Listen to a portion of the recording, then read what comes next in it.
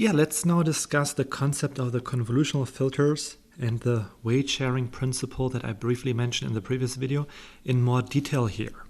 So basically, I'm just stepping through the process of applying a filter a little bit more slowly now. So I mentioned in the previous video there's this concept of weight sharing. So we have a feature detector, which we also call filter or kernel. I actually like the term feature detector because it kind of describes what it is doing here. So we slide this feature detector over the inputs to generate a feature map. So here, this is what I'm illustrating in the center here. We have, for instance, here an MNIST handwritten digit, for instance, the digit 5 here. And then we have a 3x3 feature detector or kernel. And then we compute this feature map here. And when we apply this kernel to a region on this image, or in this image, we call this region in the image the receptive field. So these 9 pixels that we are overlaying with this feature detector are called the receptive field. So I do that and then compute this value here.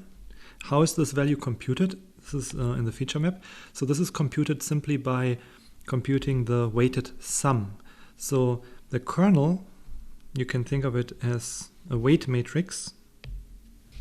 Let's make it a little bit bigger. Don't have much space here, to be honest. Let's do it like this. So this is my kernel here. And this is a 3x3 one. So I have a weight, let's say W1, W2, W3, W4, W5, W6, 7, 8, 9. And this is overlaid with a receptive field. So the receptive field, it's the part of the image that lies below here. So it is also a 3x3 matrix. These are the pixels, right? So in this case, let's call them x1, 3, up to x9. And then we do just a multiplication. So we are applying a weight to each pixel value here. And that is how we obtain this part here. So why this weight sharing? Well, one advantage of this weight sharing really is that we require fewer parameters. If we had a feature detector for a separate one for each region here, that would be computationally very expensive. I mean, we would have a lot of weight, and then we would essentially have a fully connected, not a fully connected, but we are getting closer to a fully connected network then. So in that way, that would be a pretty extensive or expensive model. And the other one, the other reason is there's an idea behind using just the same filter, sliding it over the image. And the idea is essentially that if we have a feature detector that, for instance, can detect edges. I will show you examples later, but let's say the feature detector can detect whether there's an edge or something, then the same feature detector is useful in different parts of the image. So let's say I have a feature detector and the goal, or it learns to extract certain edges because that's associated with this number. So you would use then the same feature detector in several regions. There's no need to develop a new feature detector if the goal is to detect edges. I will show you in a later video what the network really learns. So it's learning certain types of feature detectors, and I will show you a few examples of that. But yeah, just to illustrate now the concept of how we apply this filter. So I actually copy and pasted the same slide, and so you can see here what I'm doing is going from here, I move it by 1 pixel row to the right here, right? And then I'm moving it to the right and so forth. And then you can see here, I'm computing these pixels one at a time. And then this is my feature map. I can then either apply the subsampling, what we also call pooling, or I can apply another convolutional operation. For instance, I could have another convolutional layer that is another 3x3 and then project this into the next feature map and so forth. So by that, the network is consecutively extracting these feature from an image. So going here one more time, so it's going this direction from left to right, and then when we completed this row, then we go here to the next row, and then we go through this again and again till we are finished with this picture essentially. So this was explaining how we use a single feature detector. So this is a single feature detector that we slide over the image. So we get one feature map. And this might be a feature detector that the network learns for detecting edges. But there might also be some other feature detector that might be learned for other types of information from the image. For example, in this case, there might be a feature detector learned to let's say to recognize horizontal edges. So we would have to have a different feature detector, a different filter for that. For instance, if this particular one learns this here, another filter, maybe, let's say we make this a green one. If another filter is applied, it would also slide the same way to recognize these horizontal edges. So how can we use multiple feature detectors in a convolutional network? So here is just an illustration of that. It's essentially very simple. We just apply them independently. So here I'm using multiple feature detectors to create multiple feature maps. So what I'm showing you at the top, that is exactly the same thing I showed you before, where we apply this kernel to this image here. And we had this 3x3 weight matrix, which is our filter or kernel. Now I have another one, the blue one here. It's the same concept. I'm again sliding it over here. The only difference is that the weights will be different. So the green and the blue one, they have different weights. That's the only difference. And I can have maybe a third one here, and this third one again has different weights. So in that way I can obtain 3 different feature maps by just using 3 different filters. Now, one thing I already briefly mentioned in the previous video, that's the size before and after applying these convolutions. So the convolution is essentially this operation of going from here to here and filling out this feature map. That is essentially the convolution. And what is the size essentially going from here to here? So I showed you in the Linnet, they had, what was it? Honestly, I forgot. But let's say we have a 32 by 32 input image. I think that's what they had in this Linnet 5. And then they had a 5 by 5 kernel. So what would be the output size of that?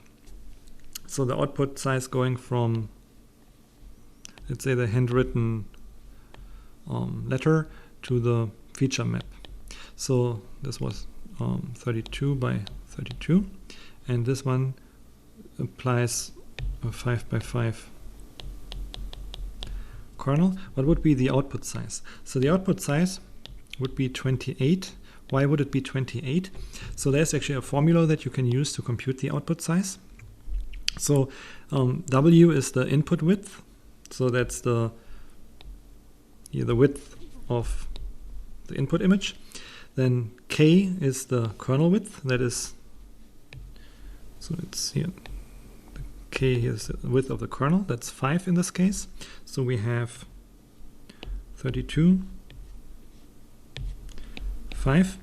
And then padding. So what is padding? I will discuss padding actually in the next lecture because there are already too many concepts to discuss right now, one thing at a time, right? So padding is when you would essentially add zeros around your image. We will again discuss this in a next lecture. So in this case, you can ignore padding. We don't have padding here. And then there's a stride. What does the stride mean? The stride means by how many pixels we move the kernel. So if we only move the kernel here by 1 row, by 1 pixel row, then we have a stride of 1. If we move the kernel by 2 rows, so it's maybe easier to show if I make a new drawing. So if these are my pixel rows, I can have this kernel like here, like a 3 by 3 kernel. And then if I move it to the right by 1 row. I'm here, but I could have also moved it by 2 rows. So that would be a stride of 2. So the stride is really by how many rows we move to the right, and the same also, or it's actually columns, sorry, by how many columns we move to the right, but the same thing also applies to the rows, how many rows we move to the bottom in each. When we finished basically processing the columns, in the next row, how many rows we shift down. So for simplicity, we had a convolution with stride equals 1, so we were moving only 1 position to the right and then 1 position to the bottom. So in our case, we had a stride of 1. So we can actually use a stride of 2. Again, that is a topic I will cover in the next lecture, and that would essentially reduce the size. Anyways, now putting everything together. 32 minus 5 divided by 1, that is 27, plus 1, that should be 28, right? So this is why the output image is 28. That happens really because we're cutting off, right? So we are not allowing anything where the kernel overlaps. So when we move that to the right, at some point it will reach the edge here, and there's no overlap allowed. If we want to allow an overlap, that's where we use the padding, which is a topic what we discuss next lecture. But yeah, that gives you an idea that there's a small change or difference between the input and the output size. So now what about the number of trainable parameters for the convolutional layer, or for the kernel essentially? So I will actually show you a full code example at the end of the lecture where we will train a convolutional network. But just for illustration purposes, consider here this little snippet where I was initializing a convolutional layer.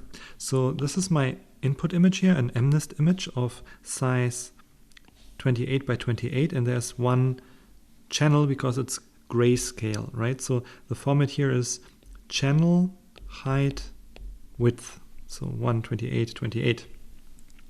So when I initialize this layer, what we have to specify is the number of input channels, so the number of input channels in the input to that layer. So in this case it's 1, that's why I'm specifying 1. And then I have to specify how many feature maps I want to get out of it, right? So if I have my kernel then, and that produces then these, I can actually make that larger, it produces these feature maps at each position.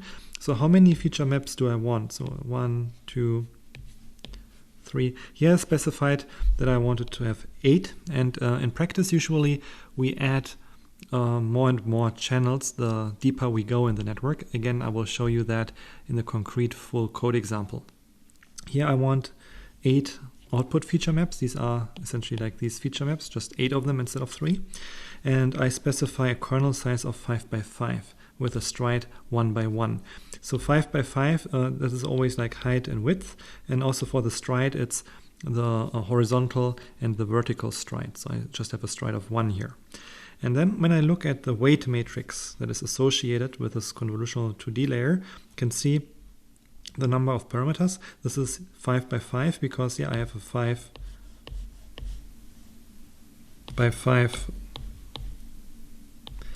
kernel, and then I have actually 8 of these 5 by 5 kernels because I want to produce 8 feature maps, right? So I would have 1, 2, 3, 4, 5, 6, 7, 8 of these kernels that I apply to the same input image to create 8 feature maps. That's why we have 8 times 5 times 5 parameters for the weight matrix. But then there's also the bias. So there's one bias for each output feature map that we add to all the values in the output feature map. So the number of parameters here is 8 times 1 times 5 times 5 plus 8. That's the number of trainable parameters. And actually, this is pretty small, right? So if you consider a fully connected layer that is applied to an MNIST image, fully connected layer, this would be 28 times 28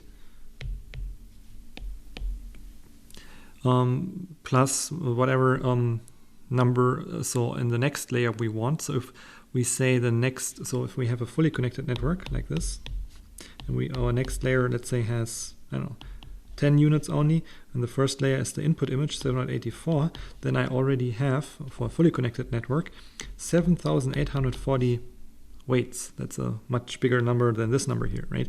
So in this case, actually, usually convolutional networks are very memory efficient compared to a fully connected network. All right, moving on, just a small side note. One attractive aspect about convolutional networks is also that they have a certain, to a certain extent, some translation, rotation, and scale invariance. But it is not a true invariance. So invariance here means that it doesn't matter where the object is in that image, where it is located. But in fact, in reality, it does matter a little bit. Because even though we use the same feature detector, so whether the feature detector is applied here or here, it will compute the same output in a sense, the same value, right? Because it's a multiplication between the inputs and the weights. But where it puts this value matters. It depends really on where this object is located in that image. So to some extent, it's not fully invariant to the position, rotation, and the scale of that object. It's only, I would say, invariant to a small extent. It's called also equivariant. But if you do, or if you use a lot of convolutions in succession, if you have a very deep network, it will essentially become more and more invariant to the position of the object, because you would essentially further, let's say, summarize this information into a smaller region of feature map, and then in the smaller feature map later on, this detected object may map into the same position, if whether it's located here or whether it's located here. All right. Lastly, maybe one more note. What also is helpful for improving the invariance are these max pooling layers. Nowadays, honestly, not all networks use max pooling anymore. You can actually get pretty good performance without max pooling. So max pooling again is this subsampling. We will see some architectures or multiple architectures in next week's lecture. So you will also see some with and some without max pooling. But traditionally, max pooling, there was also an operation that was used between each convolutional layer to reduce the size of the feature maps. So for instance, how max pooling works is it is essentially just retrieving the largest element in the feature map. So if this is, let's say, your feature map, this whole thing is your feature map, and you have a 3x3 max pooling, I would call it max pooling map or something like that, or max pooling detector. So if you apply 3x3 max pooling here, it will, again, similar to the convolution, slide over the image.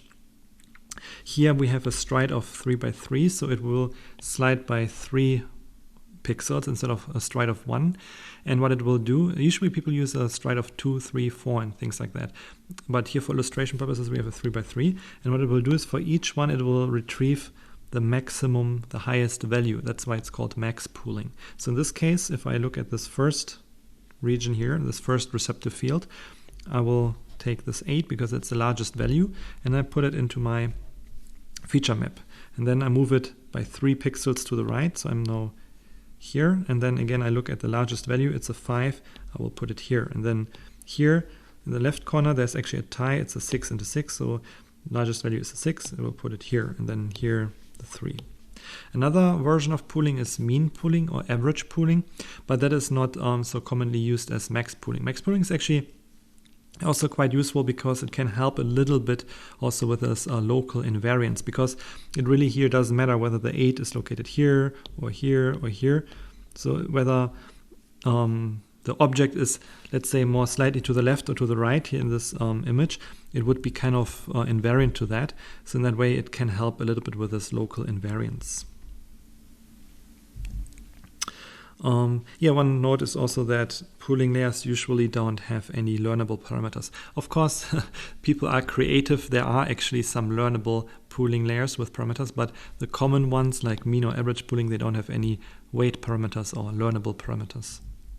All right, so this was explanation of how convolutional filters and the weight sharing concept works. In the next video, I want to briefly do some nitpicking, go over cross correlation versus convolution.